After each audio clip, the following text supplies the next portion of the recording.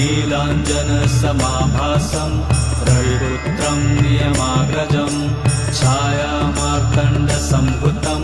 तं नमामि शनैश्चरम् नीलाञ्जनसमाभासं रविपुत्रं नियमाग्रजं छायामार्तण्डसम्भुतं तं नमामि शनैश्चरम्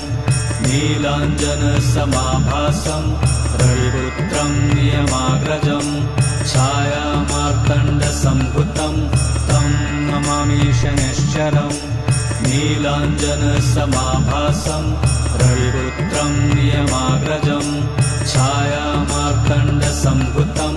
तं नमामि शनैश्चरम् नीलाञ्जनसमाभासं रविपुत्रं नियमाग्रजं छायामार्तण्डसम्भुतं तं नमामि शनैश्चरम्।